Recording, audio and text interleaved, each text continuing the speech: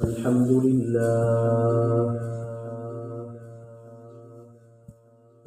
لله نحمده ونستعينه ونستغفره ونؤمن به ونتوكل عليه ونعوذ بالله من شرور أنفسنا ومن سيئات أعمالنا من يهده الله فلا مضل له ومن يضلله فلا هادي له ونشهد أن لا إله إلا الله وحده لا شريك له ونشهد أن سيدنا وسندنا وحبيبنا وحبيب قلوبنا ومولانا محمدا عبده ورسوله صلى الله عليه وعلى آله وأصحابه وبارك وسلم تسليما كثيرا وداعيا إلى الله بإذنه وسراجا منيرا أما بعد فقد قال الله تعالى في كلامه المجيد وفرقانه الحميد أعوذ بالله من الشيطان الرجيم بسم الله الرحمن الرحيم يا أيها الذين آمنوا كتب عليكم الصيام كما كتب على الذين من قبلكم لعلكم تتقون قال رسول الله صلى الله عليه وسلم من صام رمضان إيمانا واحتسابا غفر له ما تقدم من ذنبه أو كما قال عليه الصلاة والسلام الحمد لله আল্লাহ পাক রব্বুল আলামিনের দরবারে লাখো কোটি শুকরিয়া যেই মহান রব্বে করিম আল্লাহ সুবহানাহু ওয়া তাআলা আমাদেরকে শাবান মাসের একেবারে শেষ পর্যায়ে রমজানের পূর্ব মুহূর্তে রমজানের আগ মুহূর্তে আল্লাহ রাব্বুল আলামিন আমাদেরকে মহব্বত করে বড় স্নেহ এবং মায়া মমতা করে আমাদেরকে আল্লাহ রাব্বুল আলামিনের পবিত্র ঘর মসজিদে জুমার নামাজ আদায় করার জন্য আসা এবং বসার তৌফিক এনায়েত করেছেন। এই জন্য ওই মহান রব্বে করিমের দরবারে শুকরিয়া আদায় করি বলি আলহামদুলিল্লাহ।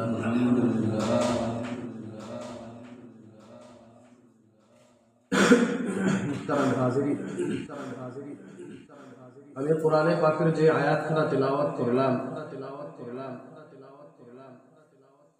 এই আয়াতের বিষয় হইল আল্লাহ রাব্বুল আলামিন আমাদের উপরে রমজানের রোজাকে ফরজ করিয়াছেন। তো এই রমজান সম্পর্কে আমরা প্রথমে জানবো এই রমজান মাসের বরকত ফজিলত সম্পর্কে আমরা জানবো। রমজান মাসের ফজিলত সম্পর্কে আমরা 9টা কথা জেনে রাখবো। 9টা কথা। এক নাম্বার রমজান মাস হলো বরকতের মাস। নবীজি সাল্লাল্লাহু আলাইহি ওয়াসাল্লাম বলেন, নাসাইর হাদিস, قال رسول الله صلى الله عليه وسلم قد جاءكم رمضان شهر مبارك افترض الله عليكم صياما। এই হাদিসের মধ্যে নবীজি বলেন রমজান মাস হলো বরকতের মাস। শাহরুম মুবারাকুন, এই মাস বরকতময় মাস, যেই মাসের মধ্যে আল্লাহ রাব্বুল আলামিন আমাদের উপরে রমজানের রোজাকে ফরজ করেছেন। তো এই রমজান মাস বরকতের মাস। 2 নম্বরে এই রমজান মাস হলো কোরআন নাযিলের মাস। সূরা বাকারার 185 নম্বর আয়াত আল্লাহ বলেন, شهر رمضان الذي أنزل فيه القرآن هدى للناس وبينات من الهدى والفرقان شهر رمضان الذي أنزل فيه القرآن। এই রমজান মাস এমন একটা মাস যেই মাসের মধ্যে আল্লাহ রাব্বুল আলামিন বলতেছেন যে এই মাসে কোরআনকে অবতীর্ণ করা হয়েছে। তো এই রমজান মাস কোরআন নাযিলের মাস। 3 নাম্বার, এই রমজান মাস হলো মুসলমানদের জন্য সর্বোত্তম মাস। কাদের জন্য? মুসলমানদের জন্য, আমাদের জন্য এই রমজান মাস হলো সর্বোত্তম মাস। নবীজি বলেন قال رسول الله صلى الله عليه وسلم ما أتى على المسلمين شهر خير لهم من رمضان وما أتى على المنافقين شهر شر لهم من رمضان। মুসলমানদের জন্য এই রমজান মাস অপেক্ষা এত উত্তম, এত মর্যাদাশীল মাস আর নাই। পক্ষান্তরে ওয়ামা আতা আলাল মুনাফিকিনা শাহরুন শাররুল লাহুম মিন রমাদান, মুনাফিকদের জন্য রমজান অপেক্ষা নিন্দনীয় মাস, এর চাইতে বড় ক্ষতিকর মাস মুনাফিকদের জন্য আর নাই। মুমিনদের জন্য হলো এই রমজান মাস সর্বোত্তম মাস। এই হলো রমজান মাস। 4 নাম্বার, এই মাস হলো সংযত হওয়ার মাস, আগে বেড়ে যাওয়ার মাস। قال رسول الله صلى الله عليه وسلم ينادي مناد يا باغي الخير أقبل ويا باغي الشر أقصر। নবীজি সাল্লাল্লাহু আলাইহি ওয়াসাল্লাম বলেন, যখন রমজান মাস উপস্থিত হয় একজন ঘোষণাকারী আসমান থেকে ঘোষণা করে বলেন, ইউনাদি মুনাদিন ইয়া বাগিয়াল খায়রি আকবিল, হে কল্যাণ প্রত্যাশী তুমি অগ্রগামী হও, ওয়া ইয়া বাগিয়াশ শাররি আকসির, হে দুর্ভাগা, হে গুনাহগার আর কত গুনাহ করবা, এবার একটু থামো, সংযত হও। হে কল্যাণ প্রত্যাশী তুমি আগে বেড়ে যাও, হে গুনাহগার তুমি একটু থামো। যে কল্যাণের কাজ করে তাকে একজন ঘোষণাকারী যখন রমজান উপস্থিত হয় তখন বলে যে আর কত গুনাহ করবা, আর কত। যখন রমজান উপস্থিত হয় কল্যাণ প্রত্যাশী, কল্যাণকামী ব্যক্তিকে বলা হয় যে তুমি আগে বেড়ে যাও, যেই নেক কাজ তুমি করতেছো এই নেক কাজের দিকে আরো বেড়ে যাও তুমি। আর যে দুর্ভাগা তাকে বলা হয় ওয়া বাগিয়াশ শাররি আকসির, আরে দুর্ভাগা আর কত গুনাহ করবা, একটু থামো না। এই গেল 4 নাম্বার। 5 নাম্বার, এই রমজান মাস জাহান্নাম হইতে মুক্তির মাস। قال رسول الله صلى الله عليه وسلم ولله عتقاء من النار وذلك في كل ليلة। এই রমজান মাসের মধ্যে আল্লাহ রাব্বুল আলামিন অগণিত জাহান্নামীকে প্রত্যেক রাত্রে, ওয়াদালিকা ফি কুল্লি লাইলা, প্রত্যেকটা রাত্রে অগণিত জাহান্নামীকে আল্লাহ রাব্বুল আলামিন জাহান্নাম থেকে মুক্তি দিয়ে দেন। সুবহানাল্লাহ। অগণিত জাহান্নামীকে। তো এই রমজান মাস হলো জাহান্নাম থেকে মুক্তির মাস। 6 নাম্বার, এই রমজান মাস হলো দান করার মাস, দানকে বাড়ায়া দেওয়ার মাস। সহিহ বুখারীর 6 নম্বর হাদিস, কানা রাসূলুল্লাহ সাল্লাল্লাহু আলাইহি ওয়াসাল্লাম আজওয়াদান নাস ওয়া কানা আজওয়াদু মা ইয়াকুনু ফি রমাদান। দুনিয়ার জমিনের মধ্যে সর্বোত্তম দানশীল হইল নবীজি সাল্লাল্লাহু আলাইহি ওয়াসাল্লাম। যখন রমজান মাস নবীজির কাছে উপস্থিত হইতো আল্লাহ নবীজি সাল্লাল্লাহু আলাইহি ওয়াসাল্লাম তার দানের মাত্রাকে আরো বাড়িয়ে দিতেন। আমরা জানি যে নবীজি কত জীবন, সারা জীবন কষ্ট করে গেছেন, ঠিক না? এত পরিমাণের কষ্ট, এত পরিমাণের মুজাহিদা করা সত্ত্বেও আল্লাহ নবীজি সাল্লাল্লাহু আলাইহি ওয়াসাল্লাম যখন রমজান মাস উপস্থিত হইতো তখন নবীজির দানের মাত্রাকে আরো বাড়ায় দিতেন। তো আমরাও দান করব, আর যখন রমজান মাস আমাদের মাঝে উপস্থিত হবে তখন নবীজি সাল্লাল্লাহু আলাইহি ওয়াসাল্লামের সুন্নতকে অনুসরণ করে আমরা দানের মাত্রাকে আরো বাড়িয়ে দেব ইনশাআল্লাহ। তো এই রমজান মাস দানকে বাড়ায় দেওয়া, এই গেল 6 নম্বর। 7 নম্বর, এই রমজান মাস সওয়াব বেড়ে যাওয়ার মাস, নেকি বেড়ে যাওয়ার মাস। অর্থাৎ পূর্বের মাসের মধ্যে আপনি যে নেক আমল করেছেন, যে আমলে সলিহা করেছেন, যে আমলে সলিহা যদি রমজান মাসে আপনি করেন তাহলে আল্লাহ রাব্বুল আলামিন এই সওয়াবকে বাড়িয়ে আরো অনেক গুণ বৃদ্ধি করে দিবেন।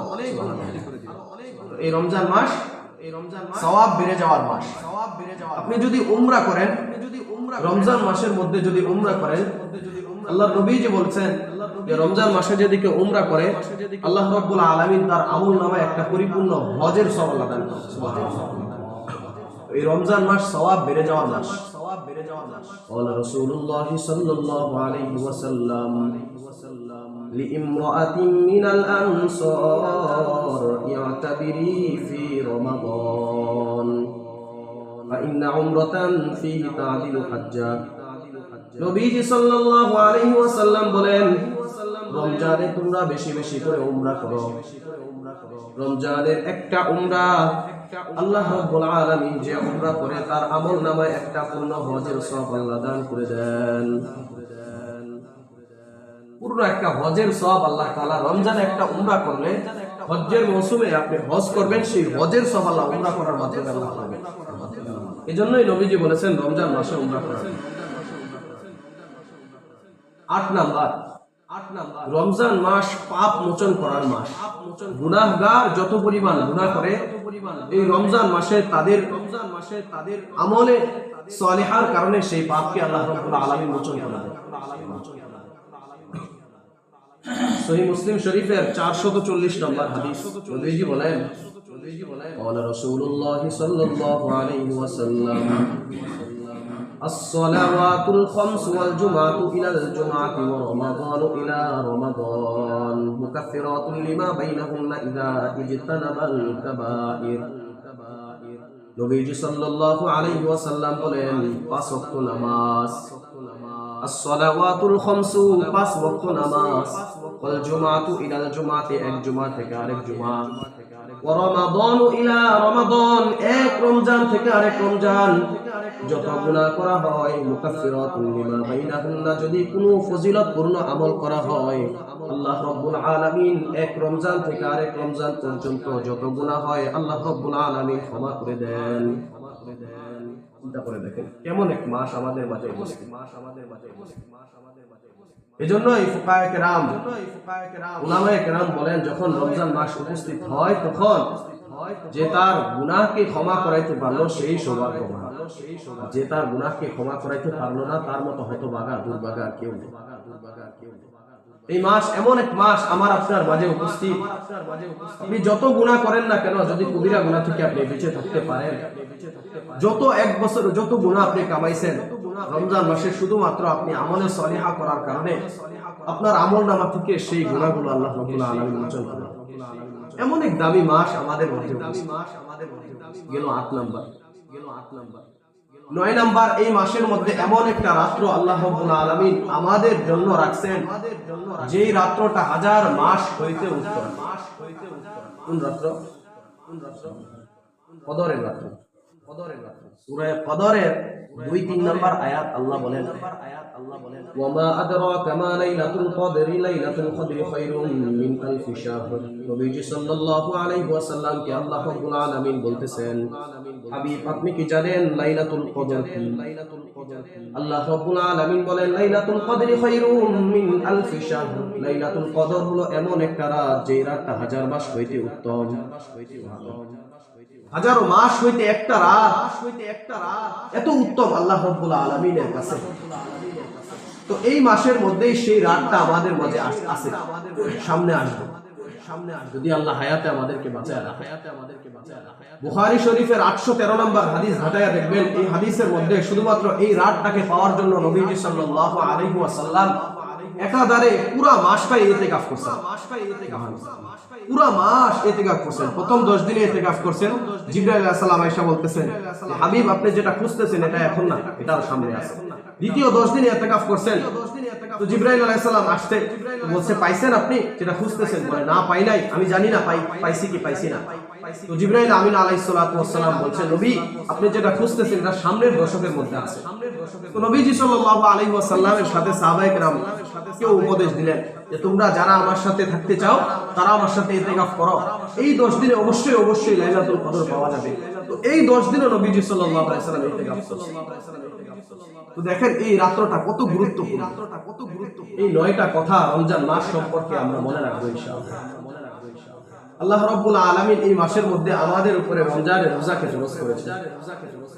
সূরা বাকারার 183 নম্বর আয়াত আল্লাহ বলেন, ইয়া আইয়ুহাল্লাযীনা আমানু কুতিবা আলাইকুমুস সিয়াম কামা কুতিবা আলাল লাযীনা মিন ক্বাবলিকুম লাআল্লাকুম তাত্তাকুন। হে ঈমানদারগণ, তোমাদের উপরে রমজানের রোজাকে ফরজ করা হয়েছে যেমন তোমাদের পূর্ববর্তীদের উপরে ফরজ করা হয়েছিল। তাহলে বোঝা গেল, গত সপ্তাহে আলোচনা করেছিলাম রমজানের সংক্ষিপ্তভাবে ইতিহাস সম্পর্কে আলোচনা করছিলাম। রমজান কিভাবে আমাদের উপরে রমজানের রোজা ফরজ করা হয়েছে 4টা কথা বলছিলাম। তো এই রমজানের রোজাকে আমাদের উপরে ফরজ করা হয়েছে যেমন আমাদের পূর্ববর্তী নবী আলাইহিস সালাতু ওয়াস সালামের উপরও ফরজ করা হয়েছিল। তো এই রমজানের রোজা আমাদের উপরে আল্লাহ রাব্বুল আলামিন ফরজ করেছেন। এই রমজানের রোজা আমরা কখন থেকে শুরু করব, কখন রাখবো? সহিহ বুখারীর 1909 নম্বর হাদিস, নবীজি সাল্লাল্লাহু আলাইহি ওয়াসাল্লাম বলতেছেন, قال رسول الله أو قال أبو القاسم صلى الله عليه وسلم صوموا لرؤيته وأفطروا لرؤيته فإن غبي عليكم فأكملوا عدة شعبان 30। নবীজি সাল্লাল্লাহু আলাইহি ওয়াসাল্লাম বলেন, তোমরা যখন রমজানের চাঁদ দেখো তখন তোমরা রোজা শুরু করো। সুমু লিরুয়াতিহি ওয়া আফতিরু লিরুয়াতিহি, যখন তোমরা চাঁদ দেখো তখন ইফতার করা শুরু করো। ফাইন গুব্বি আলাইকুম, যখন তোমরা চাঁদ না দেখতে পাও, মেঘাচ্ছন্ন থাকার কারণে যখন চাঁদ না দেখা যায় এমন অবস্থায় তোমরা শাবানের 30 তারিখে পূর্ণ করো। ঠিক না? যখন চাঁদ না দেখা যাবে নবীজি বলতেছেন যে তখন তোমরা শাবান মাসের 30 তারিখকে পূর্ণ করার পর থেকে তোমরা রোজা শুরু করো। আর যদি এর আগে চাঁদ দেখা যায় তাহলে আমরা ওই দিনে তারাবি পড়ে পরের দিন রোজা রাখবো ইনশাআল্লাহ। আল্লাহ নবীজি বলতেছেন, তো রমজানের চাঁদ দেখলে আমরা রোজা শুরু করব, তখন থেকেই রমজান মাস শুরু। আমরা হাদিস দ্বারা জানলাম। এখন এই চাঁদ দেখার পরে নবীজি একটা দোয়া করছেন, আমরা সবারই জানা দরকার। সেই দোয়াটা কি? তিরমিজি শরীফের 3451 নম্বর হাদিস, নবীজি বলেন, নবীজি সাল্লাল্লাহু আলাইহি ওয়াসাল্লাম যখন এই নতুন চাঁদটা দেখতেন, রমজানের চাঁদ দেখতেন, তখন এই দোয়াটা করতেন।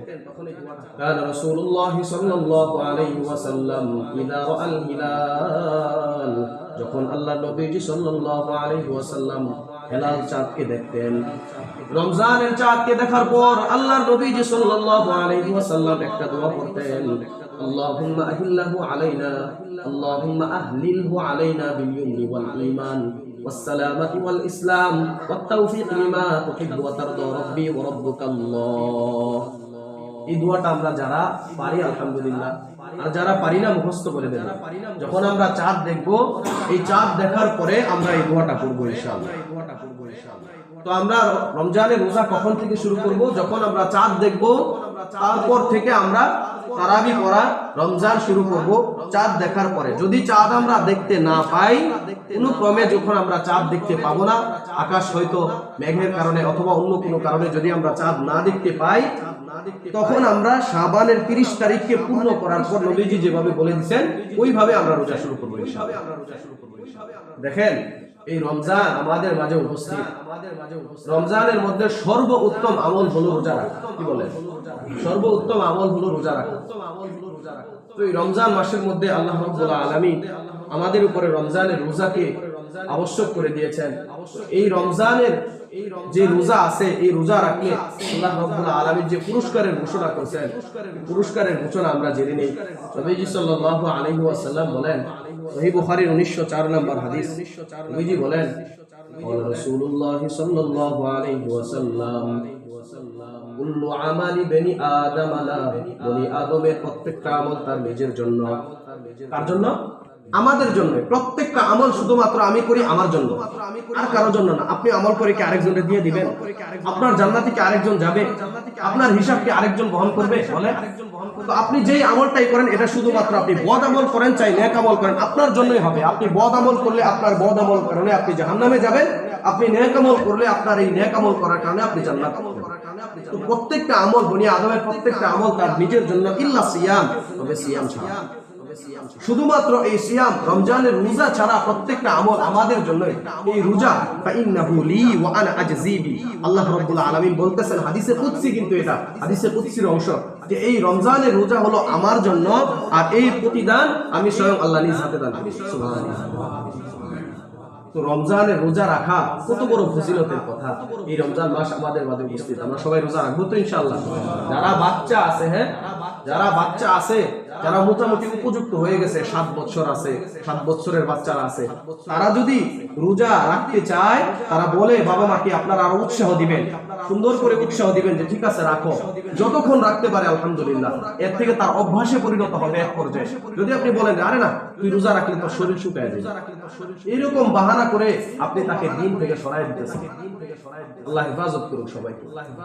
এরপরে নবীজি সাল্লাল্লাহু আলাইহি ওয়াসাল্লাম বলতেছেন, ওয়াসিয়ামু জুন্নাতুন, রোজা হলো ঢাল স্বরূপ। ওয়া ইযা কানা ইয়াউমু সাওমি আহাদিকুম ফালা ইয়ারফুস ওয়ালা ইয়াসফার, যখন তোমাদের মধ্যে কেউ রোজা রাখে, সে যেন অশালীন কথাবার্তা এবং সে ঝগড়া থেকে বিরত থাকে। যে রোজা রাখবে সে যেন অশালীন কথাবার্তা, গালিগালাজ করা আর এরকম ভাবে সে ঝগড়া ফাসাদ থেকে সে যেন বিরত থাকে।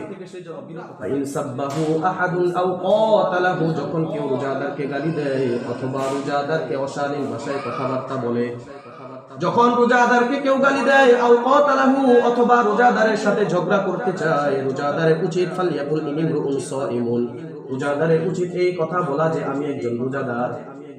আপনার সাথে কেউ ঝগড়ায় লিপ্ত হলে অথবা আপনাকে কেউ গালি দিলে আপনি পাল্টা গালি দিয়েন না, এই কথা নবী শিখাইয়া দিয়েছেন। ফালিয়াকুল, সে যেন বলে ইন্নী ইমরুউন সাইমুন, আমি একজন রোজাদার, আমাকে তুমি কিভাবে গালি দিতেছো? এরপরে দেখবেন সে এমনি থাইমারে। এরপরে নবীজি একটা ফায়দার কথা বলতেছে, والذي نفس محمد بيده لخلوف فم الصائم أطيب عند الله من ريح المسك, নবীজি সাল্লাল্লাহু আলাইহি ওয়াসাল্লাম কসম খেয়ে বলতেছেন, ওয়াল্লাযী নাফসু মুহাম্মাদিন বিয়াদিহি, ওই সত্তার কসম যার হাতে মুহাম্মাদের প্রাণ। আমি নবীজি সাল্লাল্লাহু আলাইহি ওয়াসাল্লাম এই কথা বলতেছি যে রোজাদারের মুখের দুর্গন্ধ আল্লাহ রাব্বুল আলামিনের নিকট মিন রিহিল মিস, মিশকে আম্বরের চাইতেও উত্তম। রোজাদার যে রোজা রাখে তার মুখের যে দুর্গন্ধ আছে, এই দুর্গন্ধ আল্লাহ রাব্বুল আলামিনের কাছে এতটা প্রিয় যে মেশকে আম্বরের চাইতেও অধিক উত্তম। সুবহানাল্লাহ। মেশকে আম্বর আমরা অনেকে আছে তাকায়া দেখছি না, আমরা তো জীবনে দেখি নাই। মেশকে আম্বর কোথায় হয়? রিগনাবি, হরিণের পেটের ভিতরে থাকে, ঠিক না? হরিণের পেটের ভিতরে। তবে প্রত্যেকটা হরিণ আপনি যদি কাইটা টুকরা টুকরা করে ফেলেন আপনি পাবেন না। আপনার যদি ভাগ্য থাকে 1000, 2000, 3000 এরকম হরিণ জবাই করবেন, পরে একটা পাইলে পাইতে পারেন, না পাইলে নাই।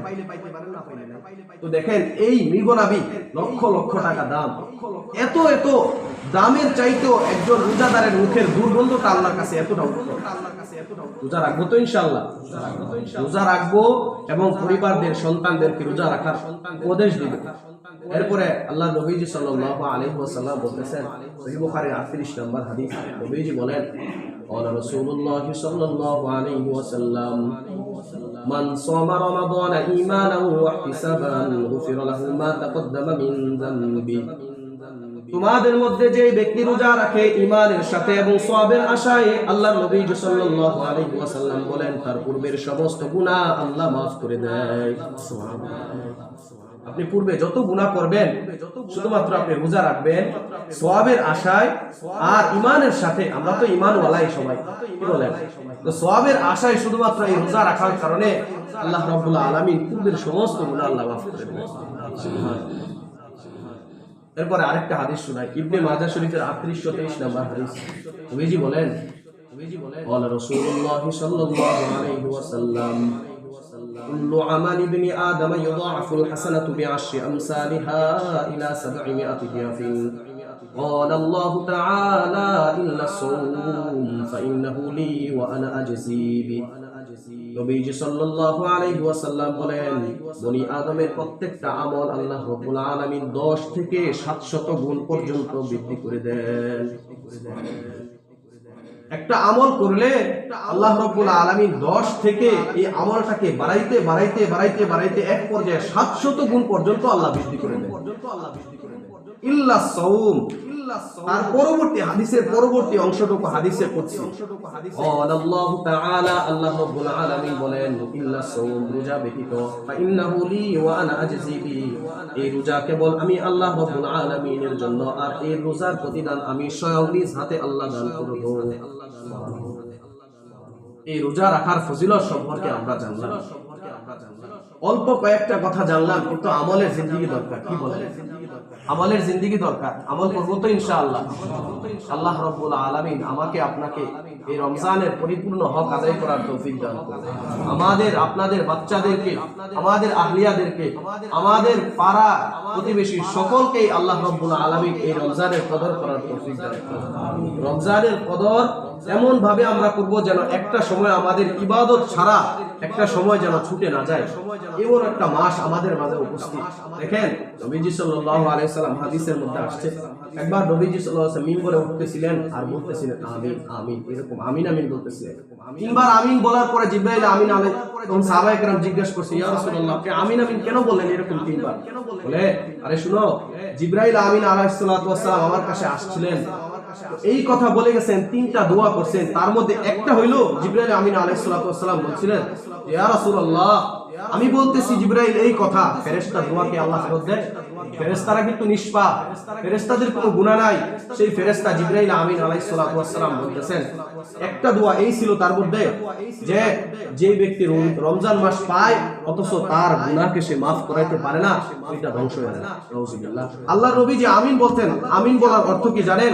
এই দোয়ার মধ্যে মোহর মেরে দেওয়া। মানে এই আমিন ততক্ষণ পর্যন্ত যুদ্ধ করে, ওই দোয়া যতক্ষণ পর্যন্ত আল্লাহ কবুল না করে। আল্লাহ আমাদেরকে মাফ করেন, আল্লাহ আমাদেরকে বুঝ দান করেন, এই রমজানের পরিপূর্ণ হক আদায় করার তৌফিক দান করেন। ঠিক আছে, ইনশাআল্লাহ। ওমা আলাইনা ইল্লাল বালাগ। যারা সুন্নাত নামাজ পড়ি না, 4 রাকাত সুন্নাত।